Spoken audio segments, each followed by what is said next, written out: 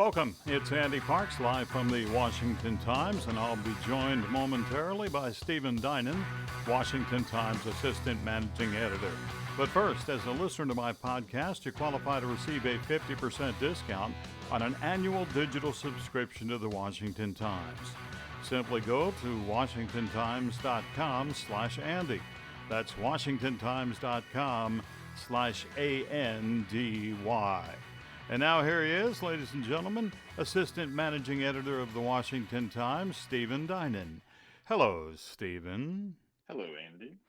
Well, the county bans transporting of migrants who lack a negative COVID test. Where did this happen? This is in Texas. It's called Kinney County, Texas. Has only a slight sliver of the border in the grand scheme of things. Its real significance is that Kinney County happens to be a major waypoint, a major through point, I guess, for illegal immigrants who are being bused or taken by van, basically transited to San Antonio. So if you show up, anywhere sort of not in deep southern Texas, way down at the point in the Rio Grande Valley area, but anywhere sort of to the west of that, up through Big Bend, you're likely to go through Kinney County as you make your way over to San Antonio and then get dispersed onto the rest of the country. So there are a number of non-governmental organizations who, when the Border Patrol does catch and releases the migrants out into the communities, those nonprofit organizations will bus them to San Antonio or take them in vans to San Antonio.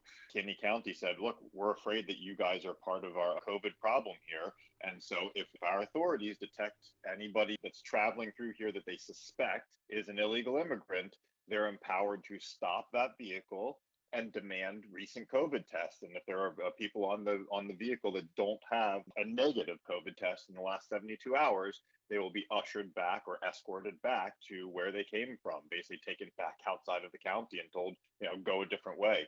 Governor Greg Abbott tried to do something sort of similar statewide when he just tried to ban transport altogether of illegal immigrants on private conveyances. And a court has put that on hold, saying that it's the federal government had the power to sort of figure out how that works. In this case, the locals, the county officials, say that they've narrowly tailored it by people who can prove they have a valid COVID test can still come through. Those who don't have a valid COVID test can be blocked. It's going to be really interesting to see. I don't know if you remember, but at the beginning of the pandemic, you actually had states that blocked movement of people through their counties. Rhode Island, I believe, said, no, we're not letting people from New York and these and other states where COVID was hot at the beginning. We're going to not let you enter. Or if you do enter, you're going to have to follow these rules. This is an interesting test because in some ways it's very similar to what some of those northeastern blue states tried to do back at the beginning of the pandemic. And obviously it's being done for the exact same reasons, to stem the spread of COVID. And if that was legal back then, it'll be interesting to see whether the judges argue that this is not legal now. All right, so the Fed's getting involved.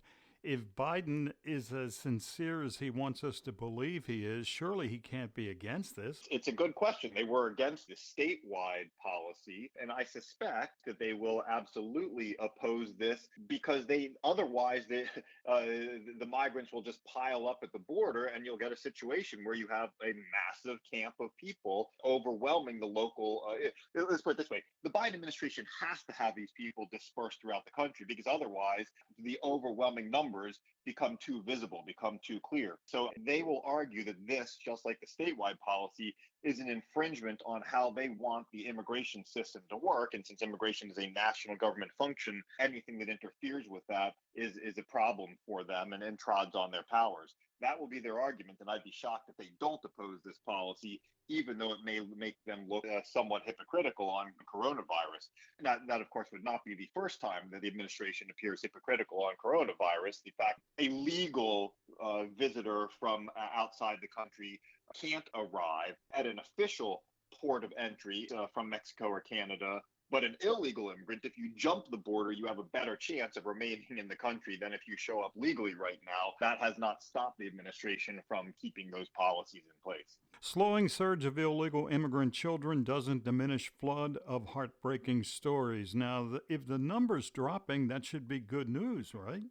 It is, and there probably are maybe fewer of these heartbreaking stories, but there are still plenty to go around. And so these children are trickiest and perhaps the most sympathetic cases in the border debate These are children whose parents, send them with smugglers. The children, they're sometimes very young, have zero say in this decision. Sometimes they're 16 and 17, and clearly this was, not only their decision, they're the ones doing it. They're adults for all purposes, but for a couple of months or a year or so on their age. But in a number of cases, these are really young children who are being sent by their parents, and they have zero say in it, and they're put through this awful journey here. And, the government is in a tough position over what to do about them. They surged so much so in July, 19,000 of them arrived at the border, a record number. We don't have the August numbers yet, but it's likely to be lower than that record, and September is coming in even lower than that. Still very high. We're probably still looking at a pace of 10,000 or so, which would, any year but this year would be astounding. But in this year, that actually counts as progress to only have 10,000 unaccompanied children show up at the border in a month. We've already broken the yearly record for these children. As you said, some of the stories you hear are just truly tragic. So even as the numbers are lower, two different instances this past week caught the news. One in which a 2-year-old and a 3-month-old were left on the banks of the Rio Grande. And another instance where a young boy was abandoned at a Walmart in Texas. In both cases, basically with notes attached to them or underneath of the infant carrier that the 3-month-old was left with, a note saying, hey, here's the kid. Yeah, will you all take this kid and drop him? Make sure he gets to this relative we have living in the country. You and I have talked about this in the past. This is such a tricky situation, but the government is actively completing the smuggling journey. Yep. It actively will. It will almost certainly deliver those kids at some point after doing some checks. It will deliver those children to those people that the parents, whoever sent them from Guatemala or Honduras or El Salvador, usually, they will deliver them to the people, the relatives that the parents suggested when they wrote that note, 2 weeks ago and 3,000 miles ago, and sent the kid on a journey with a smuggler. And so the government argues it doesn't have much of a choice, but its actions are actively helping the smugglers and actively creating the incentive, because the parents know that the U.S. government is going to do its best to make sure that the kid gets to the people the parent paid the smugglers to get the kid there. It's really tough. Yeah, which leads me to this story. Taxpayers to foot bill for amnesty under House proposal. Now, there's a real shocker. We only have to pay $2.8 billion? Well, so that's, of course, just the actual processing that you're going to be footing the bill for. That doesn't include all of the other economic and government benefits issues. And there's a real debate, and there's a long-running debate over whether legalizing and inviting more legal immigrants in the future, whether that increases government spending, or whether, because they are paying more taxes, presumably, whether that's a net drain or a net benefit to the government. And for what it's worth, that's actually something that, whether the amnesty proposal can survive being included in the budget package, which is what's the big debate on Capitol Hill right now, in some ways depends on the answer. If legalizing illegal immigrants saves the government, the federal government, money in the long run because they're paying more taxes than they're using in benefits, then it doesn't. There are reasons why it might not violate the budget rules. But if they end up taking more tax money than they pay in over the course of 2 to 3 decades out from now, that would violate the budget rules, and it would mean that you couldn't do amnesty through reconciliation. So it's the answers to that question of exactly how much the federal government is going to either suffer or benefit from this legalization proposal is going to determine whether that proposal can even be included in the package, much less whether it can get the majority votes it needs. Blinken says most Afghan evacuees weren't vetted before airlift. So this is our Secretary of State, Antony Blinken. He had to admit this. We're letting anyone who showed up at the airport to get on board, but we couldn't get our own people out of there? Yep. That's it. And the reasoning was because he said that, well, the airfield was simply too flooded with people. In order to clear the airfield, rather than clear them out of the airfield and back into Kabul, they figured, well, we might as well stick them on planes and get them out of there. Now, he says, of course, that that's why they took them to third countries, and he insists that the vetting was done in those third countries to prevent them, to prevent really bad actors from getting into the U.S.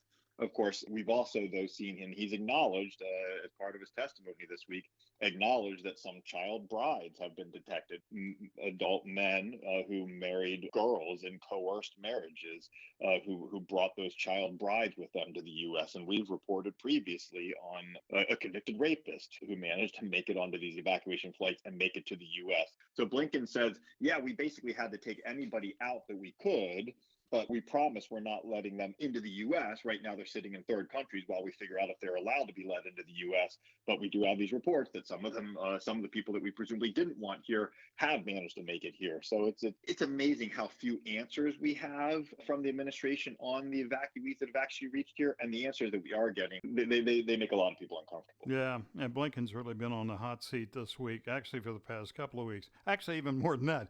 All right, before I let you run, what are you working on? So it's actually along the lines of what we were talking about a minute ago with the crush of people and why the Biden administration is so eager to have them not queuing up and piling up at the border. I've received a word that there are 4,500 people sitting who created a migrant camp underneath a bridge in Del Rio, Texas. And they're Haitian and Venezuelan migrants who managed to get into the U.S. and basically got caught and released, and are camping out there under a bridge. And a week ago it was only 1,000 or so. So this camp is growing that quickly, and it's sort of the folks in the region. I've seen a photo of the numbers of the people that are there, and it's really shocking. And that's the sort of image that really drives home the border surge. The border surge has sort of faded from the headlines in recent weeks with Afghanistan, but it's still, even though the number of children has dropped, there are absolutely, the numbers that are being caught and released into the U.S. remain high, and the country just doesn't have a good handle on what to do with it. Folks, you can read all of Stephen Dinan's stories at WashingtonTimes.com. Stephen, thank you. My pleasure, Andy. Washington Times Assistant Managing Editor, Stephen Dinan. Thanks for joining me today, and remember to receive a 50% discount on an annual digital subscription to the Washington Times. Go to WashingtonTimes.com/Andy. You'll get 24/7 digital access to the Washington Times at 50% off. Again, go to WashingtonTimes.com/ANDY. I'm Andy Parks. Have a great day.